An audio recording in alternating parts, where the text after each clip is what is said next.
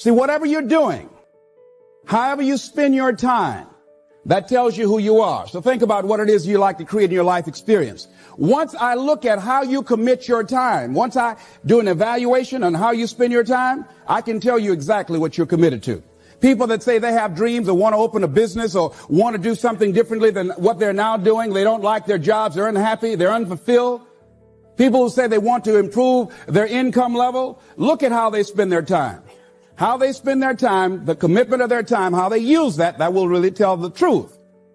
People who said, I'd like to do better, but you don't find them in vocational or technical schools, upgrading their skills and their knowledge, how they spend their time, that will tell you what's going on. People who say they want to normalize their weight, they want to be healthy, but every time you see them, they're eating, that will tell you that they're committed to being obese for the rest of their lives. People tell you they want to stop smoking and they're lighting up at that time. Folk that say, I want to stop drinking, and every time you're in their face, they're reeking with alcohol, that will tell you what's going on. Don't have to listen to what they say, just watch what they do. Commitment shows up in your life in what you do. On the other hand, you can make the commitment to your life that you don't like the results that you have and that you're going to do something about it. See, that power is available to all of us. People who look at life and decide, I want something different for myself. Carol Hatfield. Carol lives in Detroit, single mother, decided that she wanted to go into her own business, did not have enough money to do it. She wanted to have a health food store. She sold her car and used the money to start in a little storefront, a little hole in the wall. She rode to work on a bicycle. And then when she got enough money, she bought a motor scooter and did that for a long time. She's now a very successful person. She now has 3 health food stores. She said it was hard. It's a struggle, Les. She said, but I did it. She said, I made the commitment to do it, and I did it. Why is it that people are frightened by commitment? Because when you say the word commitment, that intimidates a lot of people. Why? Because it means you have to deliver. See, most people, you ask them, hey, look here, I'd like for you to do this. And they'll say, I'll try. I'll try means that is my escape clause. When I don't come through, it's really a polite no. I don't have the courage to tell you no, so I'll tell you I'll try. Hey, look here, I need you to come to this meeting. I'll try. I say, what do you mean? You're going to lean toward the meeting?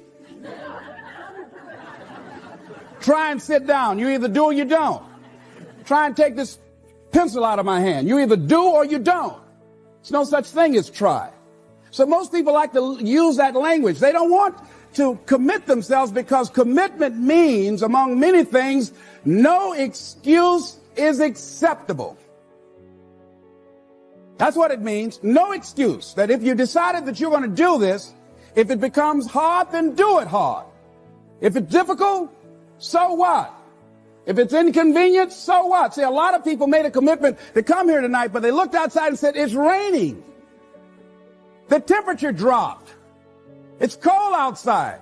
And they decide to give up on their commitment. And that's how people do about their dreams. They don't honor their commitment to themselves. Let me tell you what happens when you don't keep your commitment. Number one, it begins to deplete your self-esteem and it erodes your self-image. It weakens your faith in yourself. You don't feel good when you don't keep your commitments. The other thing is that you begin to develop weak relationships with people. People begin to realize they can't depend upon you. They can't rely on you because you won't keep your word. You've established that kind of reputation. Just think, what would your life be like if you decided to keep your commitments? What will all of our lives be like if we decided to keep our commitments? That we decided to do the things that we said that we were going to do?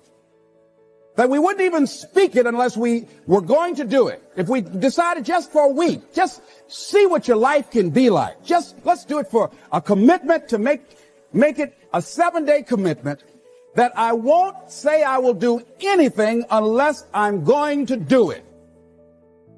And find out what your life will be like. Let me tell you what, if you follow it through, if you keep your commitment to the commitment, at the end of the 7 days, you'll feel strong and powerful. Because by honoring your commitment, each time that you do, that empowers you. whatever discipline that is required, whatever it is that you must do. So I'm suggesting, number one, commit yourself to live in the present.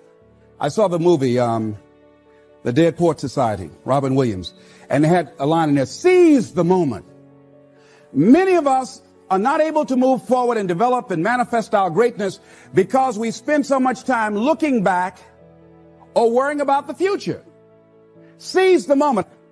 See, you cannot go into the future and manifest your greatness when you have various things in your life that's blocking you. Let's look at how we can begin to keep our commitments. Remembering what Dr. Robert Anthony said about results. When you keep your commitments, you're able to produce some different kinds of results in your life. So how can we keep our commitments? And do we keep all commitments? No, we don't. You will not be at 100%. However, you will have a greater percentage rate of maintaining your commitments to yourself, whatever those things might be. If it's going into business, if it's changing a habit that you know that works against you, if it's overcoming self-destructive behavior, if it's retraining your thinking, if it's reinventing yourself, if it's trying to begin to design your relationship differently, all of us have the possibility, by focusing and really harnessing our attention and concentrating on it, we really have available to us the power to honor our commitments in those particular areas. So number one, make it priority. See, no one would go get on an airplane if you thought your chances of getting there to your destination were as good as your luggage. Am I correct? See, and I say the reason that you will reach your destination more times than your luggage will is because the airline, and I'm glad that they do, has made it a priority to move the human beings from one point to the other safely. Not send you off to Boston or someplace with your luggage. So I'm not really upset when my luggage doesn't show up. I'm glad they delivered me because they've made me a priority. See, they have made delivering you to your destination important.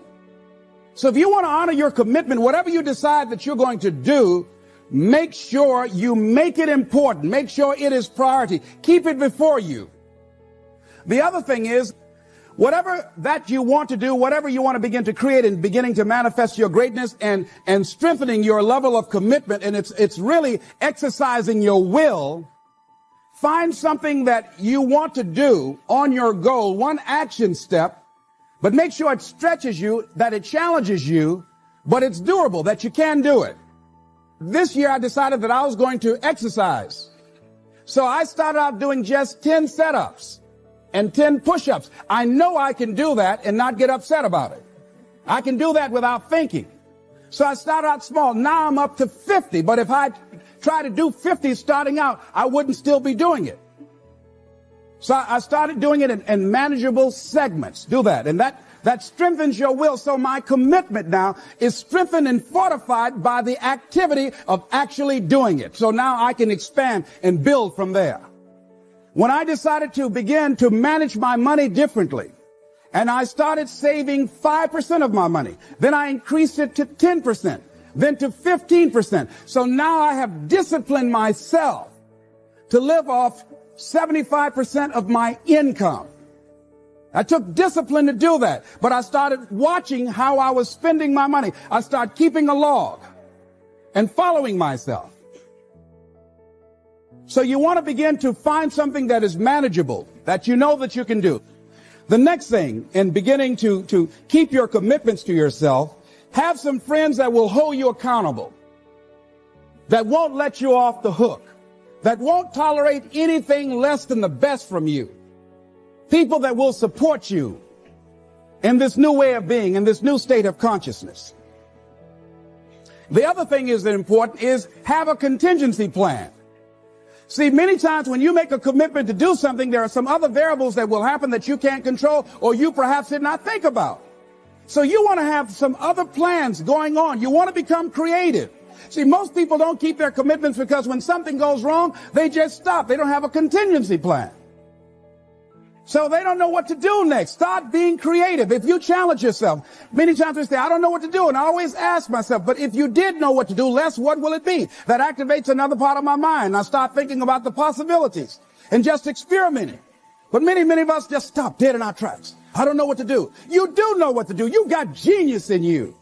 Challenge yourself. Push yourself. Make yourself come up with something. Use your imagination. And what you will find is that you know more than you realize that you know. That you're more creative and more resourceful than you realize that you are. And as you do that, the more you do it, the easier it will become. At first, it's going to be a struggle. And after you get into a certain level of consciousness, you will ask yourself, how is it that I didn't see this before?